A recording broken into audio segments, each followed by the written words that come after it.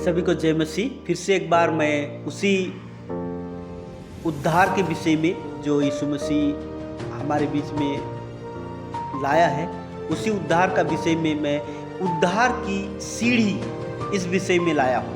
उद्धार की सीढ़ी हमारे जीवन में कैसे आता है। उद्धार का सीढ़ी जो हम प्रभु का मुख्य उद्देश्य के विषय में तो हमने देखा, लेकिन अभी हम देखेंगे कि उद्धार की सीढ़ी हमारे जीवन में उद्धार की सीढ़ी किस प्रकार से होता है। हम देखेंगे अगर उस चीज़ों को हम मानते हैं, उस चीज़ों में हम चलते हैं, तो उद्धार की सीढ़ी में हम चलते हैं। स्वीकार करें कि बिना किसी योग्यता के आप एक पापी।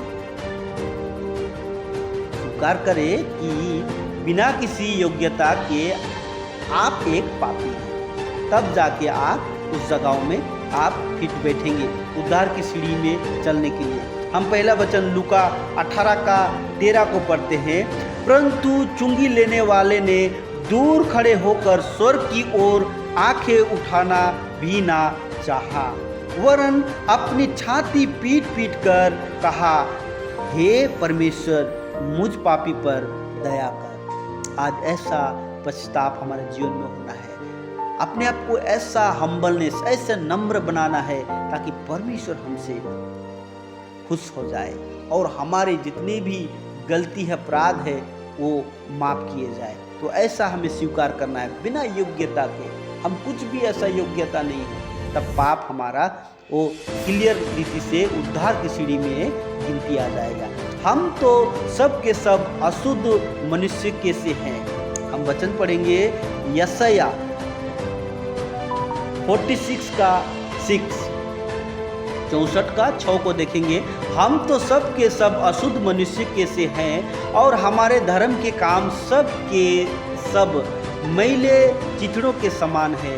हम सब के सब पत्ते की नई मुरझा जाते हैं और हमारे अधर्म के कामों ने हमें वायु की नई उड़ा दिया है। आज देखिए प्रियो, हमारा कोई भी धर्म के काम सही नहीं है। बाइबल बताता है मैले चिथड़े के समान है।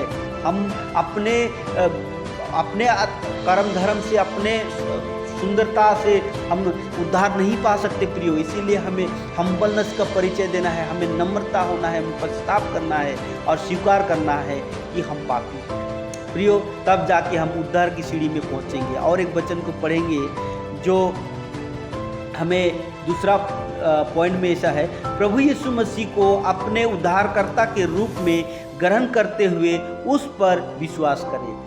प्रभु यीशु मसीह को अपने उद्धारकर्ता के रूप में ग्रहण करते हुए उस पर विश्वास करें। तो प्रियो, एक वचन को पढ़ेंगे, प्रेरित के काम 16:31 को पढ़ेंगे। उन्होंने कहा, प्रभु यीशु मसीह पर विश्वास कर तो तू और तेरा घराना उद्धार पाएगा। आज अगर हम अच्छा से विश्वास करते हैं तो हम सिर्फ उद्धार नहीं, यहाँ वचन के तहत तू और तेरा घराना उद्धार पाएगा। आज हम उद्धार पाने का मेन सीढ़ी जो है, हमें इस कितना बातों को हमें अवलोकन करना पड़ेगा। इसके पीछे हमें जाना पड़ेगा कि कैसे हम उद्धार पाए।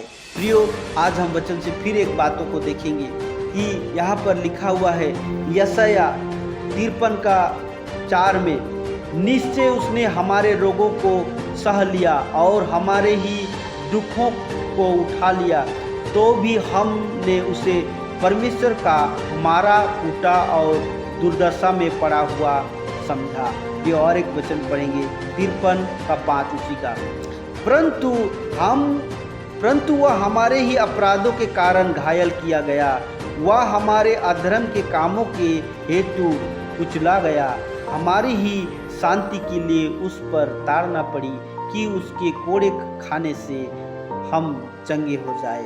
प्रियो, हमें विश्वास करना है, अपने मुंह से अंगीकार करना है कि उसने हमारे लिए कोड़े खाए हैं, उसने हमारे लिए बहुत सारे दुख उठाए हैं, घायल किए गए हैं। तब जाके क्या होगा कि हम परमेश्वर का उद्धार का सीढ़ी हम पहुंच पाएंगे। हम और एक वचन को पढ़ेंगे जहां लिखा हुआ है यशायाह 53:6 को पढ़ेंगे।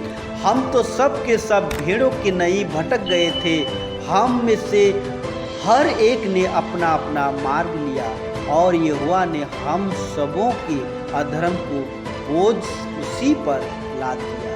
आप देखिए प्रियो, आज हमें समझना है, एक समय था जो हम लोग नहीं जानते थे कि प्रभु यीशु मसीह का हमारे लिए क्रूस पे जाना हमें समझ में नहीं आता था, लेकिन आज का डेट में आज हमको समझना है कि हमारे लिए उसने सारे बोझों को, सारे गुनाहों को अपने ऊपर लादा है।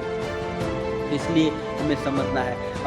यूहन्ना 1:12 में कहता है, परंतु जितनों ने उसे ग्रहण किया उसने उन्हें परमेश्वर के संतान होने का अधिकार दिया, अर्थात उन्हें जो उसके नाम पर विश्वास रखते हैं, इसके जो यीशु मसीह पर विश्वास रखते हैं उनको एक संतान होने का अधिकार दिया गया। और क्या चाहिए, ऐसे हमारा परमेश्वर हमसे मोहब्बत करता है और उसको ग्रहण करने से हमारा विश्वास भी बढ़ता है।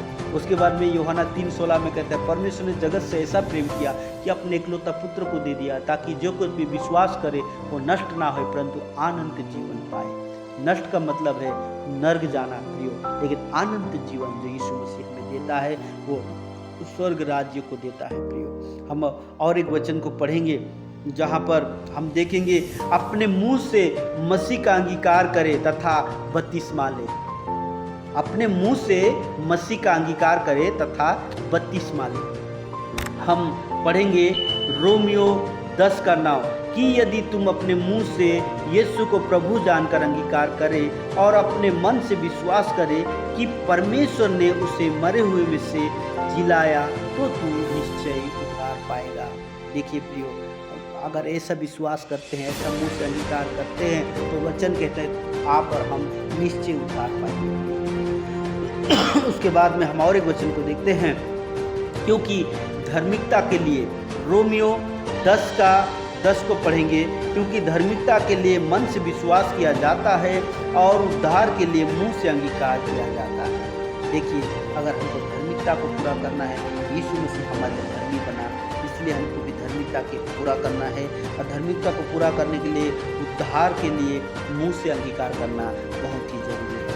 हम मार्कुस 16:16 को देखेंगे, उसमें लिखा है, जो विश्वास करे और बपतिस्मा ले उसी का उद्धार होगा, परंतु जो विश्वास ना करेगा वो दोषी ठहराया जाएगा। देखिए प्रियो, आज हमें सारी चीज़ों को समझते हुए हमें बपतिस्मा लेना है, नहीं तो हम दंड के पात्र भी खड़ा हो सकते हैं।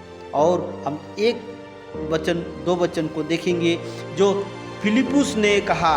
हम देखते हैं प्रेरित के काम 8:37। फिलिपुस ने कहा, यदि तू सारे मन से विश्वास करता है तो हो सकता है। उसने उत्तर दिया, मैं विश्वास करता हूँ कि यीशु मसीह परमेश्वर का पुत्र है। आमीन। ये व्यक्ति जो खोजा है ये कह रहा है, मैं विश्वास करता हूँ कि परमेश्वर का पुत्र यीशु मसीह। आज आपको और हमको भी इसी तरह मुँह से अंगीकार करना है, तब जाके क्या होगा, हम उद्धार का सीढ़ी में हम अच्छी रीति से हम पहुंच पाएंगे। और उसके बाद में एक वचन और पढ़ेंगे, उसी 8:38 प्रेरित काम का 8:38 को पढ़ेंगे। तब उसने रथ खड़ा करने की आज्ञा दी और फिलिपुस और खोजा दोनों जल में उतर पड़े और उसने उसे बपतिस्मा दिया। आमीन। ऐसी प्रकार देखिए, आज खोजा ने एक सही निर्णय लिया, देर ना करते हुए उसने जब समझा और ऐसा बातों को उसने निर्णय लिया कि अभी मुझे बपतिस्मा लेना है।